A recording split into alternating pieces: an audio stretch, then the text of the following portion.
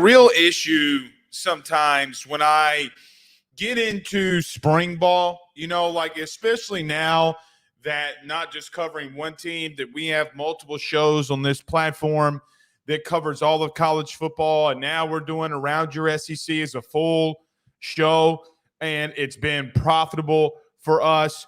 When you watch multiple teams, sometimes when you see how they do things, you start scratching your head. And that is what I've been doing over the last couple of, or literally, I guess, since Saturday, with the Missouri Tigers. They had a spring game where they played two-hand touch in full pads. And for the life of me, I understand you don't want to get anybody hurt in spring. I understand that you have precious cargo offensively. What I don't understand is how you think it makes you any better when you're not tackling in an actual scrimmage. Maybe I'm wrong. I understand staying healthy. It's a long way to go. You are trying to get into Eli Drinkwitz is trying to lead his team in the Missouri Tigers to the playoffs for the first time, even though it's expanded. I understand all that. But in case you missed it, the Missouri football Tigers played a spring game this weekend where they played two-hand touch. We will break that down. We will talk about the Missouri Tigers here today, what we saw, things I like, things I think that I think are question marks coming out of spring for them. We will talk about the Missouri Tigers here today. We have been doing a deep dive on, and we've talked about them before, actually in episode 1. Now that we are 8 episodes in here, taking a deeper dive and deeper look into the Georgia Bulldogs. I know that we all think and just expect them to be really good. I also think that that's a pretty lazy argument all the time to just look at a team and say, yeah, they recruited well, so they're going to be good. I have a sneaky suspicion that they are going to be so much better offensively that we're going to have to look at them as a serious contender just even on the offensive side of the ball. We're going to touch on that here today. Now, they got a lot of question marks. Georgia, or to them, they feel like they have a lot of question marks. I don't think that their question marks are as equal to other teams, but they do have a lot of seniors on this team, man. And if you've watched me or content that I have produced long enough, you know that I am pretty high most of the time when teams are very senior laden. It's why we picked Missouri to go number 2 in the SEC East last year. It's why we were right. I think Georgia is on a different pedestal even than some people would put them on. We're going to talk about them a lot today, even offensively, where I think that they can really shine. It is the SEC. It is the start of SEC play around college baseball. We'll talk a little bit about that. Just something that I think is very interesting around it. No away team, at least unless I just missaw. No away team won in the SEC this weekend. We'll touch on that. But I think the bigger thing now with March Madness starting, people believing and thinking that it is anywhere comparable that we can be in a situation or place that this March Madness and the basketball tournament could show us or give us a glimpse into what the college football playoff is going to look like. I got to be honest. I think that is arguably the biggest piece of manure that I've ever witnessed or seen. So with that being said, we'll talk a little bit about that. 8 teams in the SEC did get into the tournament. I am not breaking that down here today. But nevertheless, I do think that we are going to make the comparison because I've seen so many people doing it. Also, I am tempered, or I'm trying to temper myself. I've seen a lot of coaching lists in the SEC come out. You know that you're in the off season when coaching lists start coming out, right? With that being said, I will just maintain and say to everyone, don't be an idiot. I understand casual fans make rankings and lists, and maybe it's not as, as good as maybe someone who covers the sport. But I've seen some SEC lists and coaching lists that have Steve Sarkisian ahead of Brian Kelly, Kalen DeBoer ahead of Brian Kelly.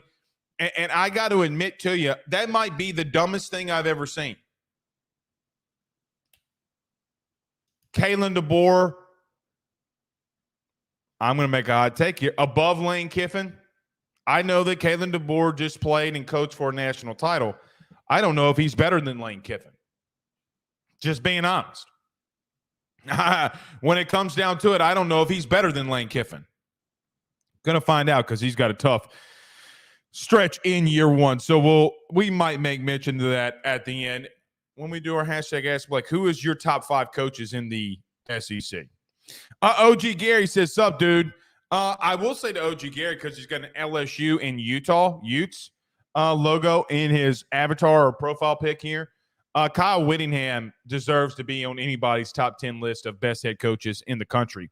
I will admit, I do think it's crazy because I saw this Josh Pate, our good friend, put this out yesterday in reference to, if this coach, they don't have national title wins. I mean, guys, only 3 coaches have national title wins, and he's right. I know that we even mentioned that last week. We've mentioned that a lot here.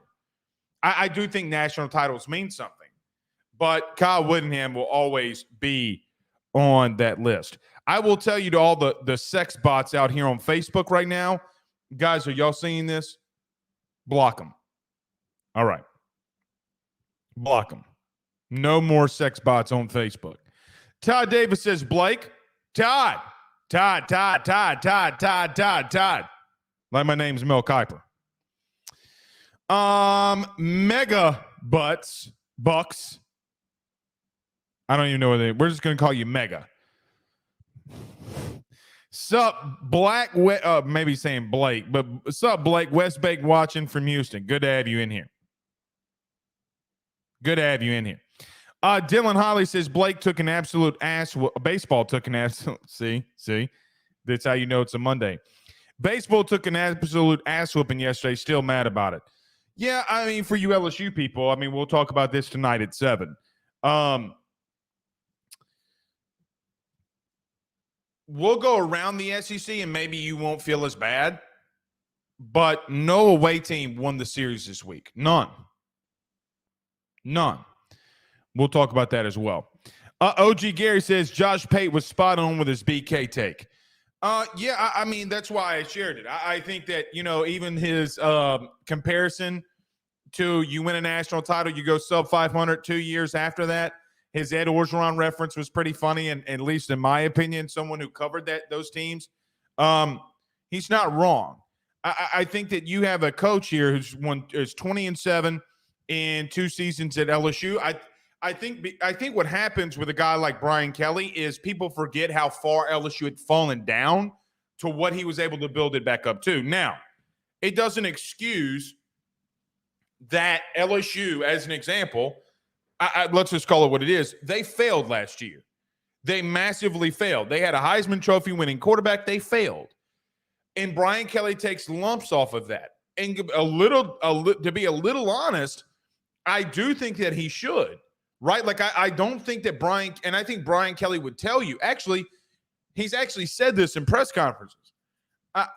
He would even tell you that they didn't live up to the expectation. You can't have a player like Jaden Daniels and go 10-3. Not at LSU, because there is a standard that you have to uphold defensively. To be honest with you, I think even more than Bo Pelini, because Bo Pelini there at the DC was hamstrung by Orgeron.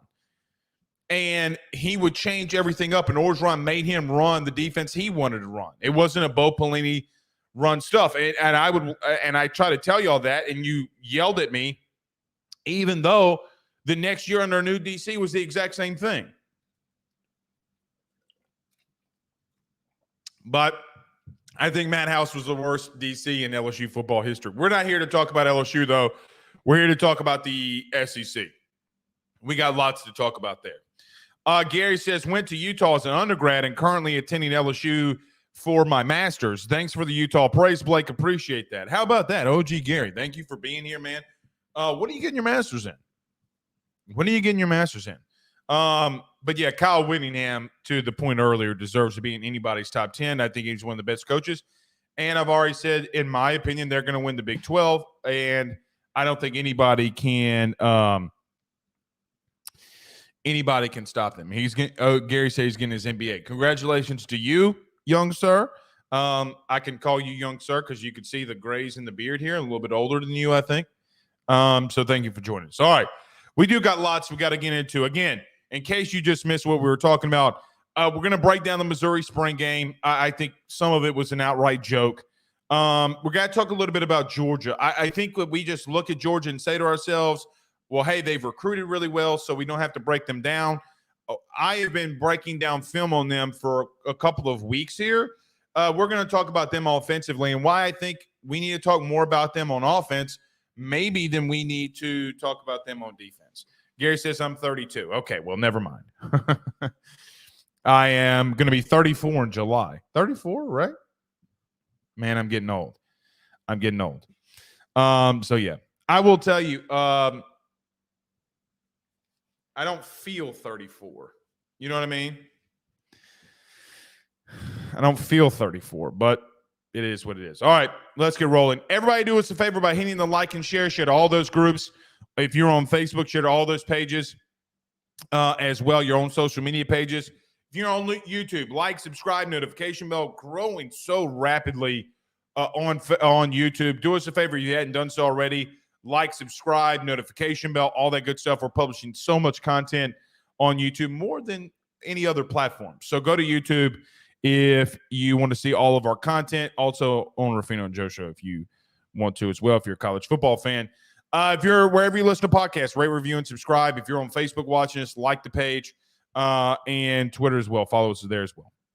All right. Got tons and tons to discuss. Let's talk about our good friends over at betonline.ag, our good friends over at J&J Exterminating.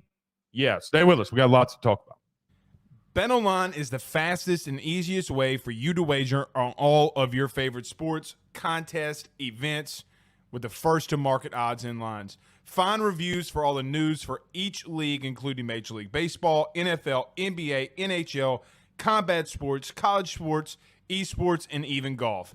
BetOnline continues to be the top online resource for all of your sports information for live in-game betting, props, and futures. Head on over to BetOnline today and use your mobile device to join and make your first sports bet. Use our promo code BELIEVE50, that's BELIEVE50, BLEAV 50, to receive your 50% off welcome bonus on your first deposit. That's betonline.ag, betonline.ag.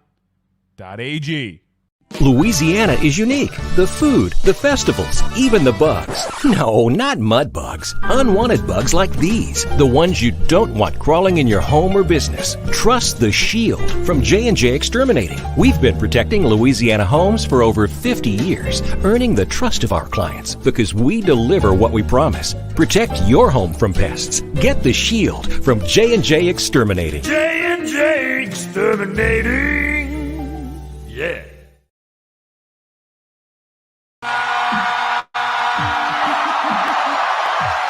Let's do that again. We're back.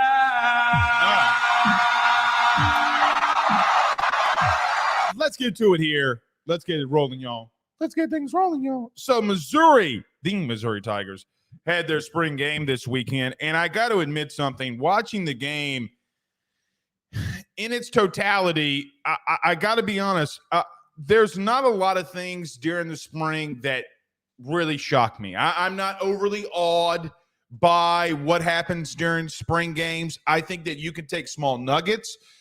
I think that you can see younger guys maybe getting into a role. You're always just looking for the younger guys to start breaking out a little bit. We're not going to really know anything until we get in August, obviously, when games start. I do like spring football. I love spring football. I think it's something to give us an appetizer for the regular season. There are specific things that you got to pull out of it. You can't just look at it and say, this is what the season's going to be like. However, there are good things that we're going to take away from Missouri. There are some bad things that I think we can take away from Missouri. But number one, guys, they played two-hand touch this weekend. I guess I understand. And let me just preface by, in case you didn't see it. So, Missouri spring game this weekend, they did not tackle at all. Nobody was on the ground. They were two-hand touch. They blew the whistle. I understand it, right? Like, I vehemently understand it. Missouri is in a place where they don't want to get anybody hurt. They're coming off a really good year. I'm sure they did this a year ago, so it might not even matter. But for me, I know that Missouri has a lot of pieces returning. Offensively, I think that they are deep at wide receiver more than what people give them credit for. I think Brady Cook was making really good decisions this past weekend. He made some bad throws, but that's to be expected at times. I thought that the offensive line, the first unit, protected well. I thought that they looked just what I expected for them to look like offensively. Now, people look at the score and say, what was it, 10-9 or something like that? I don't even really care about the score in the spring game. I'm more there to focus on what's actually happening on the field. The reason it's 10-9, you're playing two-head touch. It's a running clock. It's more of a formality than anything. I just have a problem with it. And let me tell you the reason why I have a problem with it. The reason I have a problem with it is because some of these younger guys, okay, that are trying to make a name for themselves, we've seen at least multiple times in our lifetime that there is somebody that can break out in spring because they break a big tackle, they get a big run, they have a big a catch and run, they get a lot of yak because they break a tackle. I do think it's bad for your defense.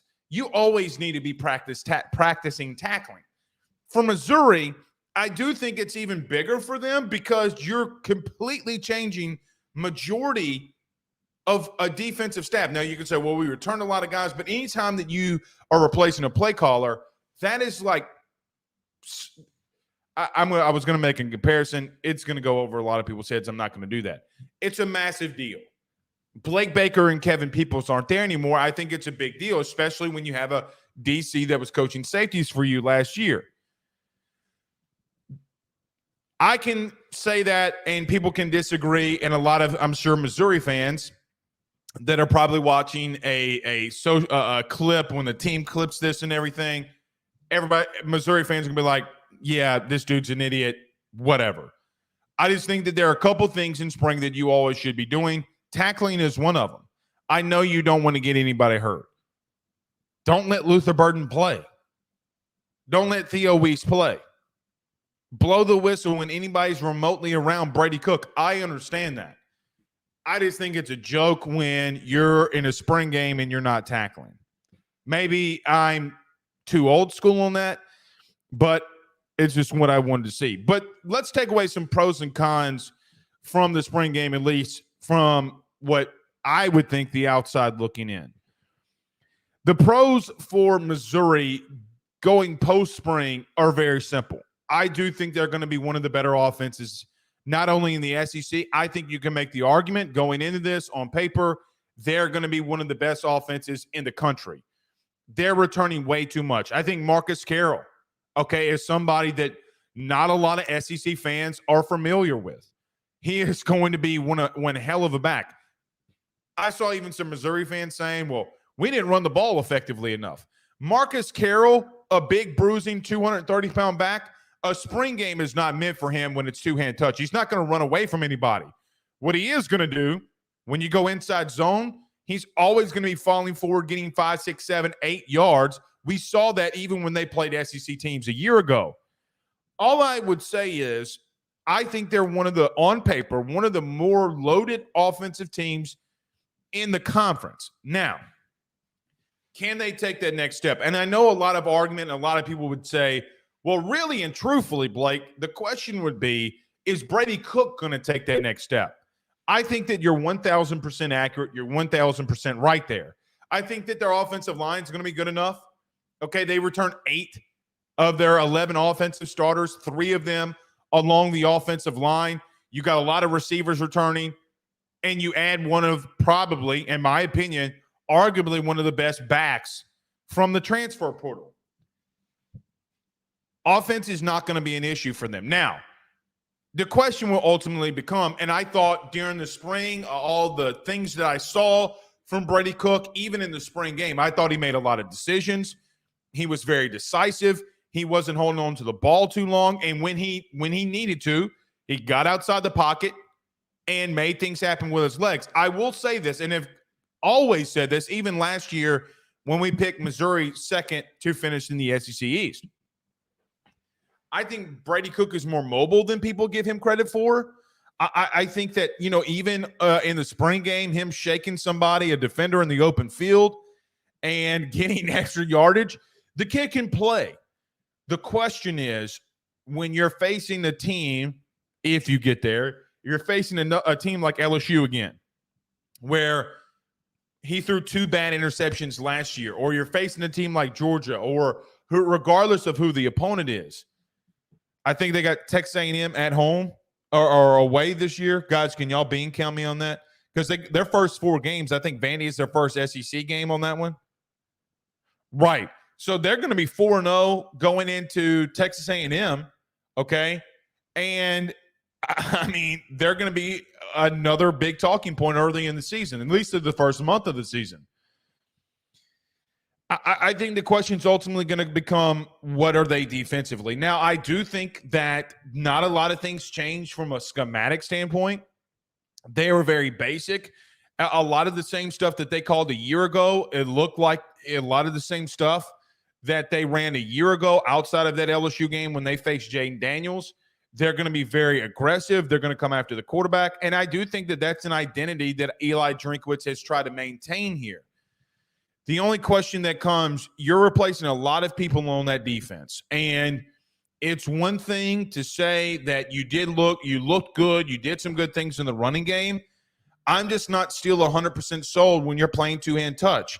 I thought there were multiple times in that spring game, here comes the cons.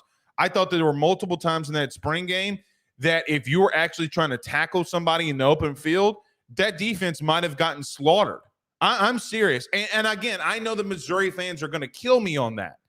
But we charted this, guys, was it three times where Brady Cook threw a slant or a hitch, where an arm tackle and two-hand touch was not going to cut it, and Theo Weiss was going to take one in the house. I think Blood was the other young man that would have taken one in the house. Noel was another. So there are just so many different things that I look at and say, okay, well, you're not getting away with that in the regular season. And it's why I kind of wanted to see this team tackle a little bit, because you are replacing so much. The offense is going to have to lead this team early. And I think even when I say early, maybe even 2/3 into the season, when this defense can figure some things out. Now, early in the year, this defense is arguably going to look really good because they're not playing anybody. But once they start hitting that stretch, once they start hitting SEC play, I do think it can be a concern for them. It should be a concern for them. I saw bad angles from the secondary. I thought their front seven looked okay and looked pretty decent. But if you think that your own offense is the best offense you're going to see week in and week out, I'm sorry to tell you. I mean, there are a lot of teams in this conference that offensively can piece you up. I don't know necessarily right now what to make of Mizzou. I really don't. I think that, and this is going to be such, well, no shit, Blake. I mean, you're basically saying anything that can happen. I would not be surprised if this team is 8-4. I also would not be surprised if this team is 10-2. I wouldn't, because I do think when you're replacing a coordinator that's really good, you're replacing even more than Blake Baker. You're just replacing too many pieces on defense, and I didn't see enough. Now, guys, we're in spring. We can get into August, and that completely changes. We can get into August and say, hey, man, we got a really good offense, but this defense is showing up and locking them down. It's the first spring under a new play caller. I mean, take that what you will. I mean, it's not to say that they won't get better. That's not to say in mid-August, late August, that you're not looking at this defense to say to yourself, if you're a Missouri fan or even just an SEC fan, and you're saying to yourself, okay, well, we should expect some decent things from them defensively. I just thought they were out of position way too much. And when their angles that they were taking, the poor tackling that I thought that they would have had could be a concern. One final thing for me on Missouri. I do think that Eli Drinkwitz has changed the overall, I don't want to just say perception. I want to say reality. Eli Drinkwitz was a guy, guys, this time last year, a lot of us in the media had him on the hot seat. He goes 10-2. Can he maintain and build off of that? But what is the reality? Is 9-3 a successful year for them? Is 10-2 again a successful year? I look at their schedule and think, man, I do see a path where they get to another 10-win season in the regular season. If he does it again, guys, we had to have an honest conversation. If this isn't the new reality under Eli Drinkwitz at Mizzou, they're recruiting well enough. They're hitting the portal well enough. I think you had two offensive play callers and Kirby Moore and Drinkwitz.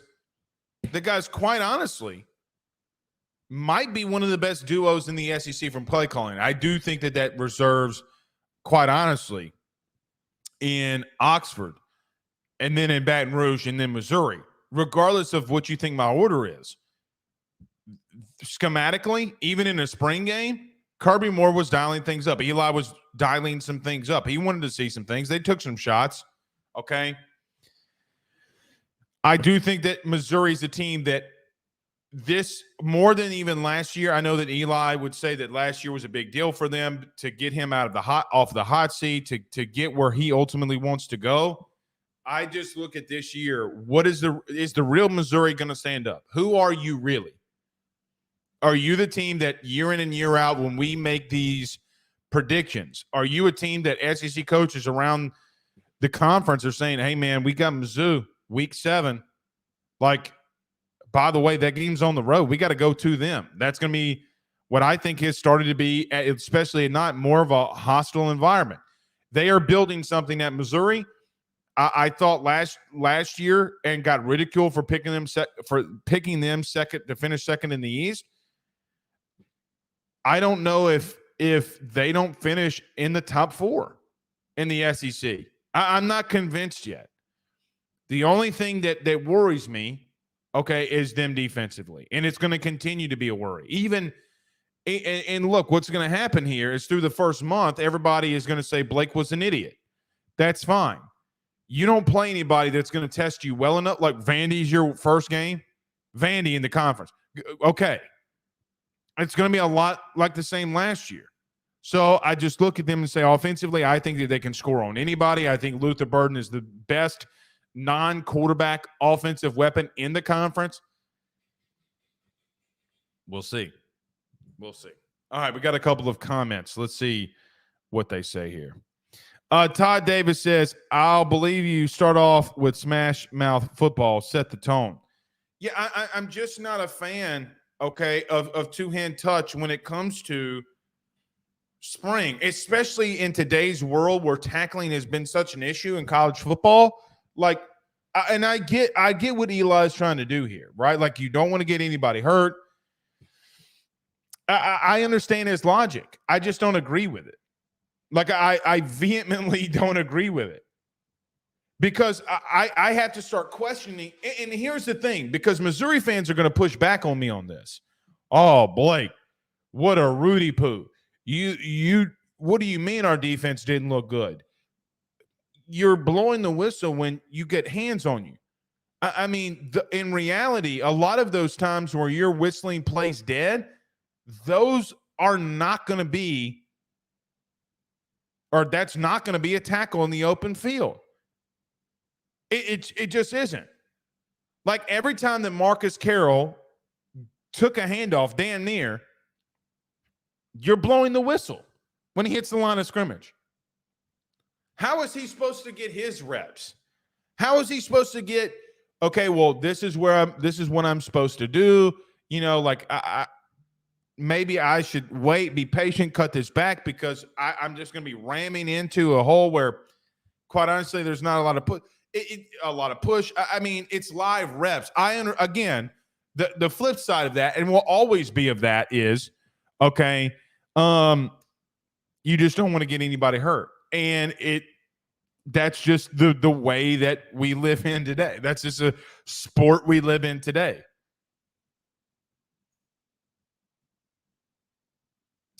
I will remind you, okay, especially from a guy like Marcus Carroll, you know, like we saw a lot of running backs last year in this conference just absolutely truck stick people. You know, like I remember last year, Caleb Jackson truck sticking dudes against Mississippi State dudes along the sideline. Because it's not going to be please God, play two-hand touch. I quite honestly, and I'm going to get a lot of pushback for this, I think it's a joke. I honestly think it's a joke. We've gotten to a place where, and again, don't want to get anybody hurt, but when you're having issues in mid-October that your defense is struggling and tackling, I don't want to hear it when you're playing pity pat. You're playing pity pat during the spring. Like, I mean, we've played football for so long here. Like, Eli Drinkwitz isn't the first coach in Missouri. He's not going to be the last coach in Missouri. Well, who knows? I mean, there's no telling. The asteroid might come for us at any given moment.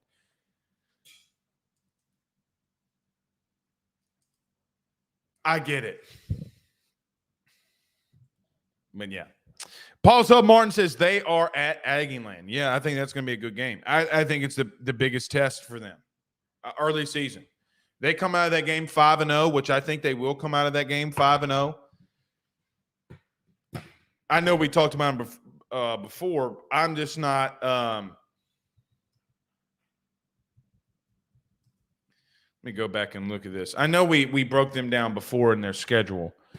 Let me look at it again. I mean, come on. Murray State, Buffalo, Boston College, Vandy.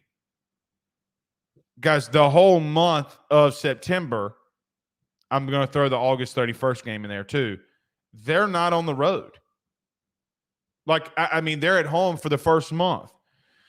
Then they got at A&M. That's not going to be easy. Okay, like it's not going to be, not going to be easy. But they go to UMass, then Auburn at home. Guys, all three of those are winnable. There's a very strong likelihood they go into the Alabama week 7-0. 7-0. I don't know if they can beat Alabama. They got Oklahoma at home. I don't know if they can beat them. I think they can beat South Carolina. I think they can beat Mississippi State. I think they can beat Arkansas. The toughest stretch for them is that they have Auburn, Alabama, and then they have a bye week, and then they have Oklahoma at home.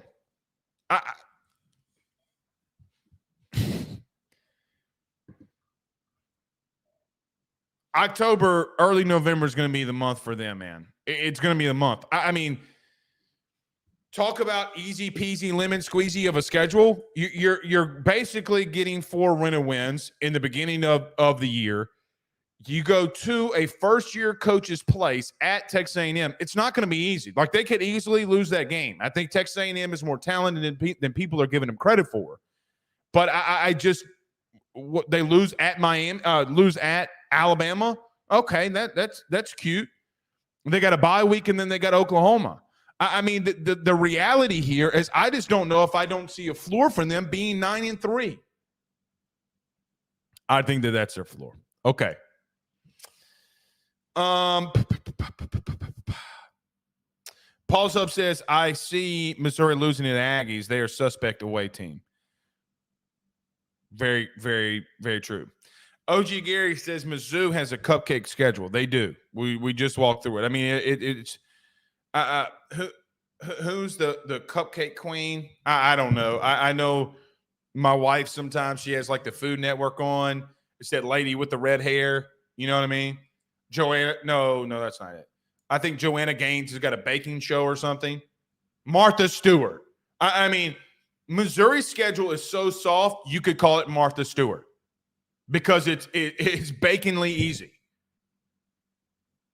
It's a baked up schedule. It's honestly a joke, which makes their floor, in my opinion, 9-3. 10-2, 11-1 is probably what they'll be around. I think they can lose to the Aggies. I think they can lose to Alabama, and I think they can lose to Oklahoma. Guys, you got to win one of those games. Just one. Two of them are on the road. One of them, you have a bye week before, and I'm not 1,000% sold on what Oklahoma is going to be in year one. But speaking of Oklahoma, too, we're talking about them on Thursday. Just throwing that out there. I can't believe I've had more Oklahoma fans mad at me for not talking about them more than anything. It's actually, quite honestly, kind of funny. But, yeah. All right. We need to talk a little bit about the Georgia Bulldogs, then we'll wrap it up with some tournament stuff. SEC baseball play, too. No away team. Won. At least in my calculation, maybe I'm wrong there, but I'm pretty sure I'm not. Okay. Let me talk about my good friends over at BetOnline. Stay with us. 30 seconds. We'll come right back. Does the Georgia Bulldogs have arguably the best offense returning in the SEC? Not named Missouri? We got to talk about and look at a little bit more of a deep dive of the Georgia Bulldogs. We do that next. Stay with us. BetOnline is the fastest and easiest way for you to wager on all of your favorite sports, contests, events, with the first-to-market odds and lines. Find reviews for all the news for each league, including Major League Baseball, NFL, NBA, NHL, combat sports, college sports, esports, and even golf. BetOnline continues to be the top online resource for all of your sports information for live in-game betting, props, and futures. Head on over to BetOnline today and use your mobile device to join and make your first sports bet. Use our promo code BELIEVE50, that's BELIEVE50, BLEAV 50, to receive your 50% off welcome bonus on your first deposit. That's betonline.ag, betonline.ag. J&J has protected Louisiana homes and businesses for over 60 years. Call him today, make the pests go away. J&J Exterminating. Yeah.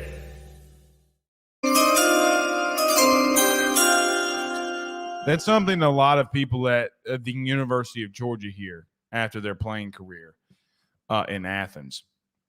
Let me get to this very quickly. Hold on one second. There we are. All right. So we talked about the Georgia Bulldogs, about a month ago, guys? I think in episode 1, the first thing, and we were joined by our good friend, Brooks Austin, when we talked about the Georgia Bulldogs.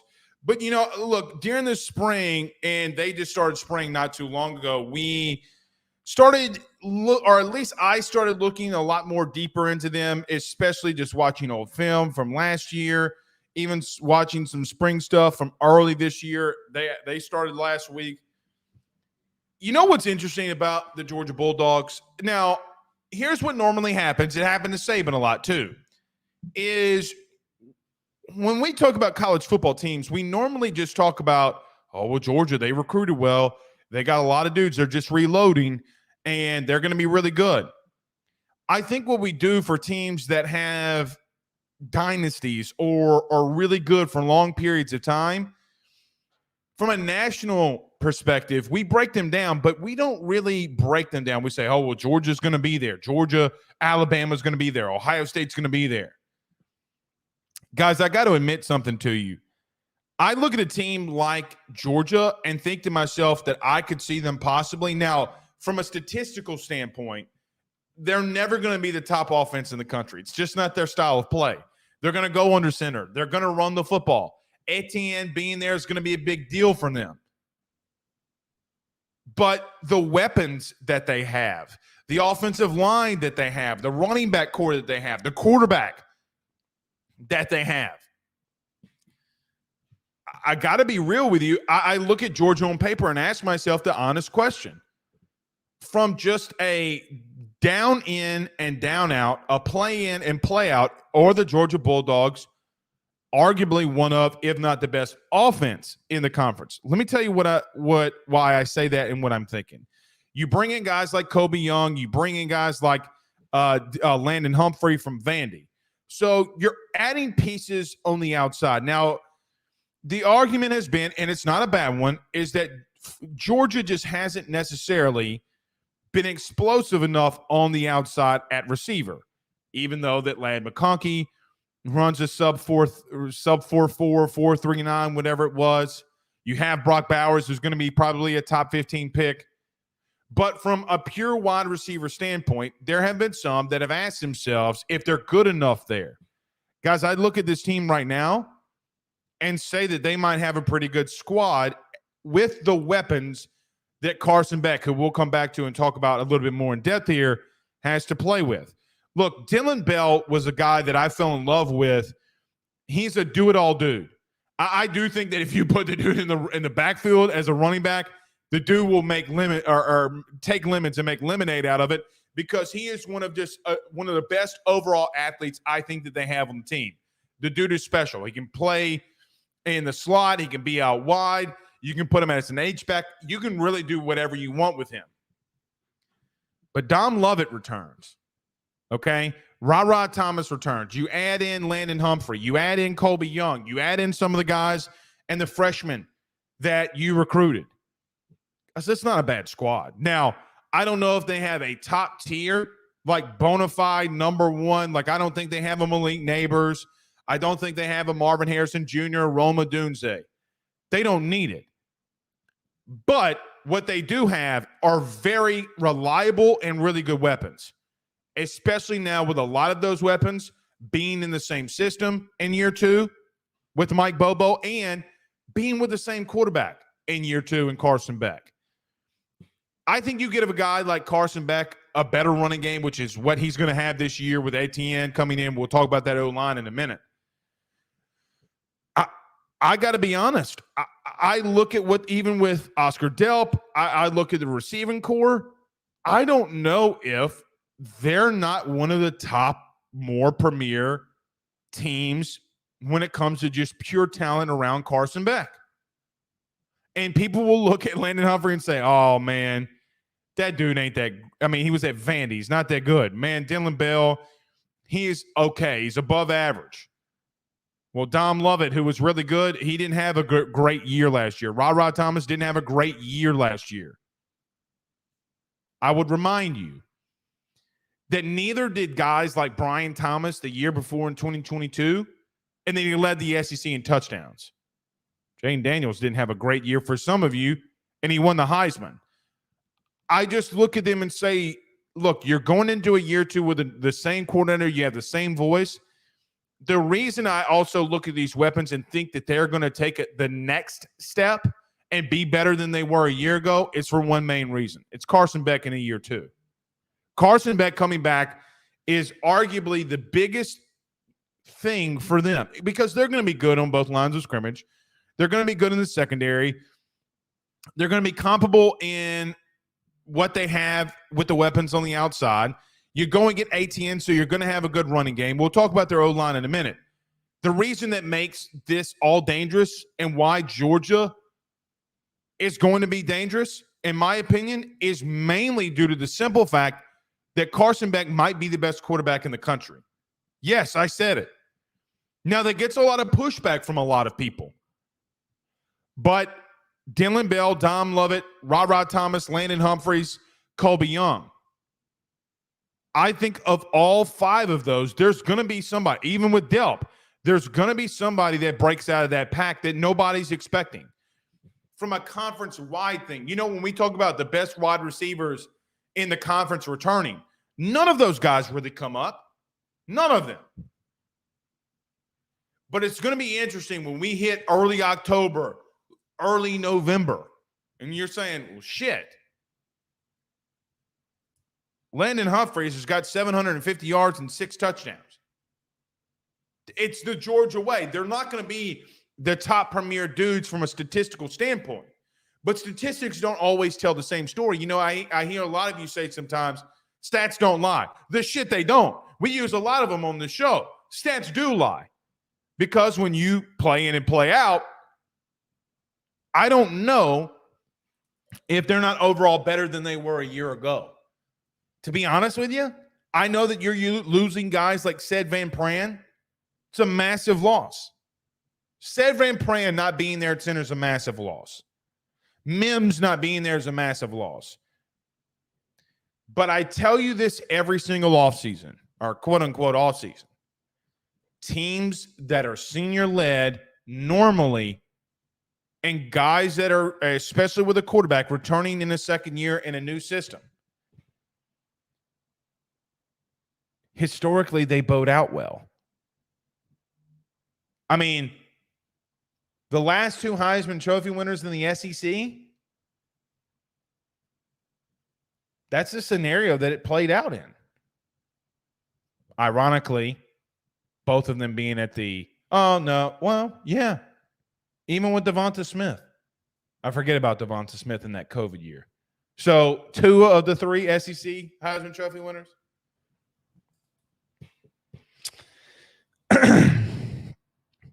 Let's look at their offensive line. I know that there's a lot of question marks with guys leaving going to the draft.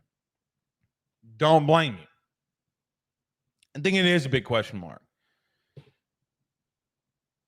But you have 4 classroom seniors, guys that have been there 4 years, 5 years plus, that will be along their offensive line. Xavier Truss at right tackle, I do think is going to be, what can you get for him? Can he take that next step? I know we saw him at times last year.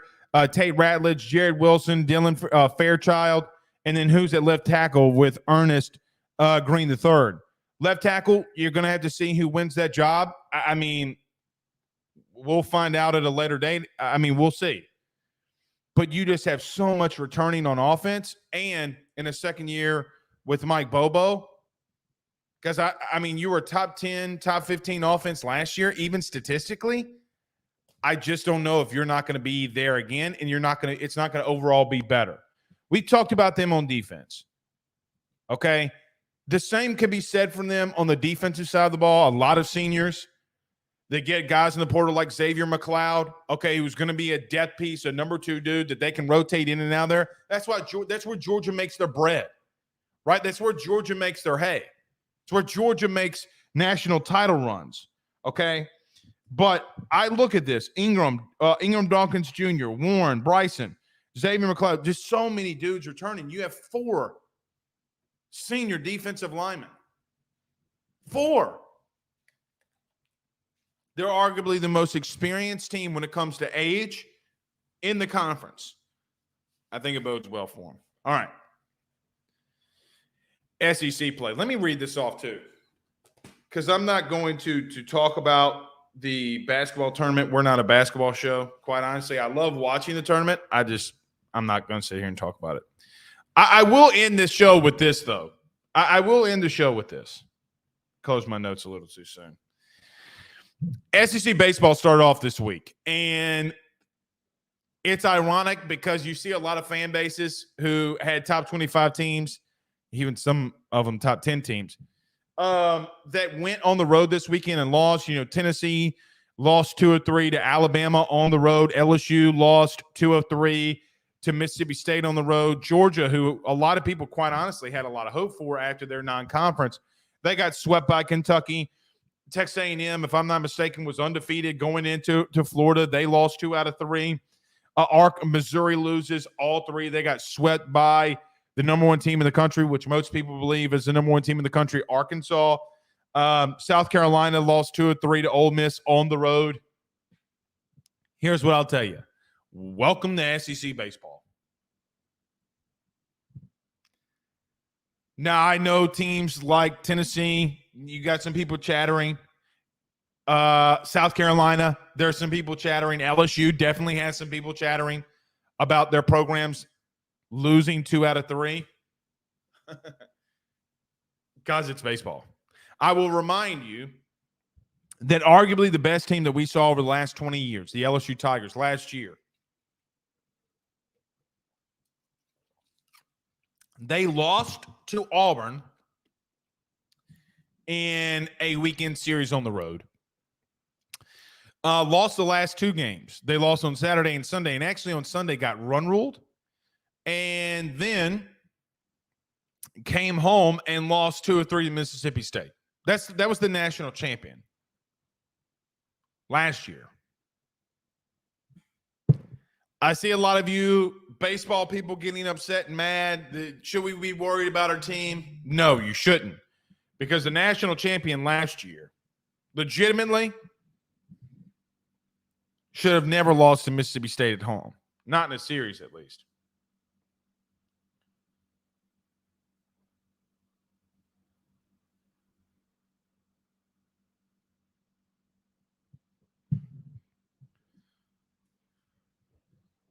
So, it is what it is. Baseball is a very fickle sport, man. 1 week you're going to look like crap. The next week you're going to look fantastic. I have always been of the opinion that you have to wait at least 3 weekends to start making some very keen observations, and even through 9 games in, I don't know if it's enough. I mean, shit, you play 30 games. 30 games.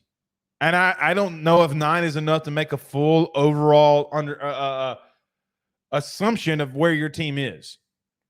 But if you're watching the show and your team lost this weekend in SEC baseball, lace them back up, play your midweek, get back home, and take the series on your own home field. That's all you can do. You kind of have to flush it, really. It is what it is. All right. NCAA tournament time. It's the tournament. March Madness is here and among us. I saw something interesting yesterday that I want to address.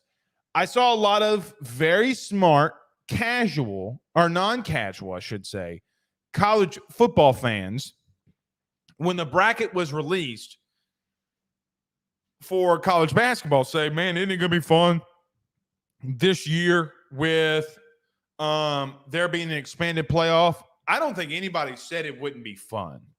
I don't think that anybody made the argument, by the way, that it wouldn't be fun, that you could see a team like Penn State go to Death Valley, or you could see a team like Oregon go to Florida State week 1, or Miami week 1, or vice versa.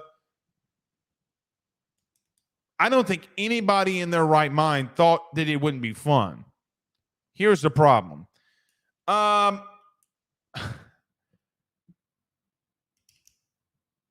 I saw a lot of people making fun of St. Peter's yesterday and who they drew. St. Peter's could make a little bit of a run. Hell, McNeese State, the Fighting Will Wades could win a game or two. Who knows? I promise you, without a shadow of a doubt, no Group of 5 team is going to win the college football playoff or even get a win. Secondly, and I want to make sure that everybody understands this. Secondly, there's not going to be 6 teams that can win a national title next year. Guys, we barely have 4 on a good year. This year was a little bit different. Maybe you could have said 6, even though I vehemently disagree with you. I think there was only maybe 3. I think Michigan would have beaten all of them. The bottom line comes out. I see a lot of you saying, man, this is going to be fun. Yeah, nobody said it wasn't going to be fun. It was always going to be fun.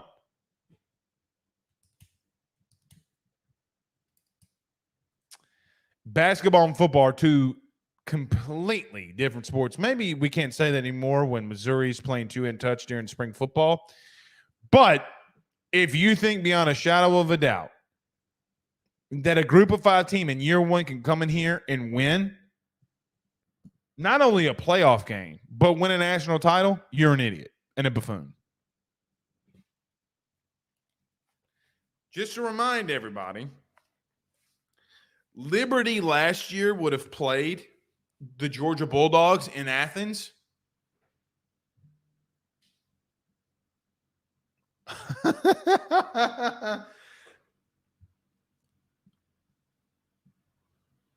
Yeah. OG Gary says that 14 teams seems to be a dumb number. It is a dumb number. Ultimately, I do believe 16 is where it goes and stops, but 14, why? The NFL model works. Use that, go 16. Look, man, Gary, I understand what you're saying. I have a problem with 12, to be honest with you. I legitimately have a problem with 12. When all of this is being expanded, that we got 14, we got, it's a joke. It's honestly a joke.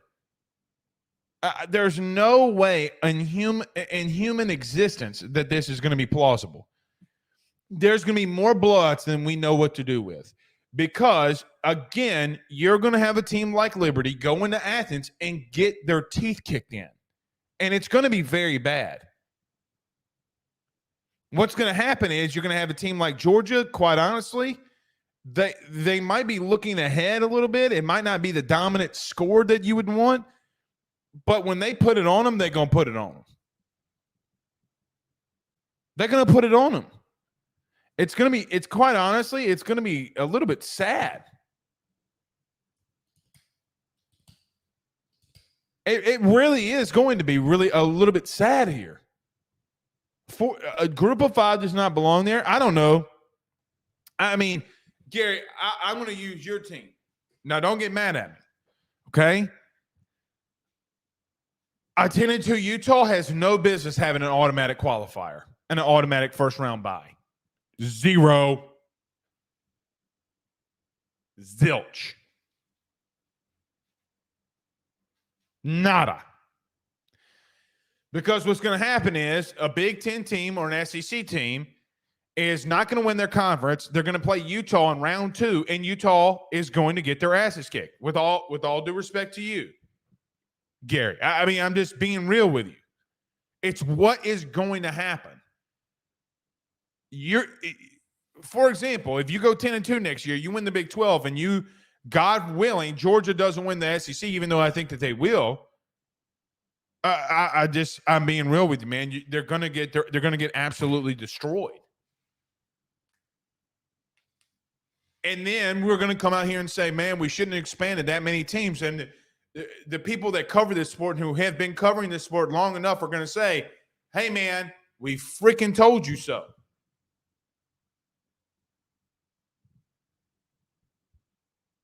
It is what it is. Big J Cole says, I wish I was all aboard with the expansion until I learned it was going to 12. I wanted 8. I'd rather stick with 4 teams than go to 12 or 14, no doubt. No doubt. But see, Jake, that was the problem. I'll just bring this comment back up. Jake, this was always the problem. This was always the problem that I had. I know that others had about playoff expansion. They weren't going to stop. Guys, I don't even think at 14 that they're going to stop. I think they'll do 2 more. I think they'll get to 16.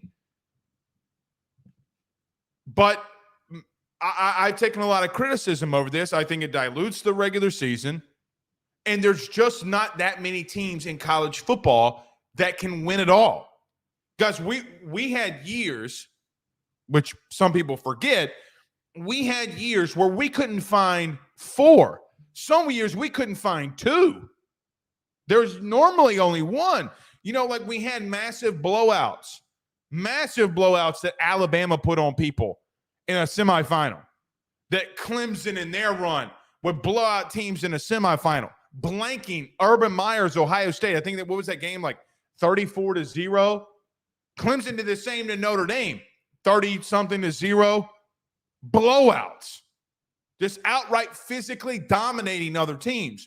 You saw a team like 2019 LSU. Guys, they put up 63 points in a semifinal game. Justin Jefferson had 4 touchdown receptions and a half. 4. 1, 2, 3, 4. 4. And we're acting like this isn't going to happen in an expanded playoff? Are you nuts? Nobody making these decisions understands football. I will challenge any playoff member, committee member, to go on a whiteboard and talk football with me. I will give any money to their charity if they can go on a whiteboard with me and talk football. That has always been the issue. That has always been the argument. Is that everybody that wanted expansion, we told you, they're not going to stop at 8, or they're not going to go to 8. First off, if they go to 8, they're going to go to 12. They're going to go to 14. Guys, they're going to get to a 16-team playoff. It's just how it's going to be, because they're going to make more money, and that's really all their decisions are going to be. And it's not going to be completely healthy for the sport, because a lot of people make the jokes about Georgia players getting arrested, okay, for minor incidences and traffic violations, which they don't. They get issued summonses, and it's a form of an arrest. Maybe sometimes you should read a history book. But regardless, if you think that anything that the Georgia Bulldogs have done in the last 2 years, the vehicle incident where someone died, I'm excluding that. It's going to be a bloodbath in Athens if Liberty's got to go to them.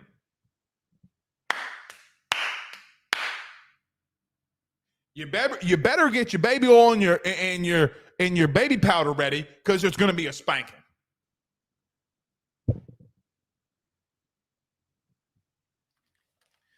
There's nothing in sports that I am more passionate about than that. Nothing. It's a joke. All right. We'll see y'all tonight. LSU fans, I know you're stressing. Don't be. See you soon. Peace.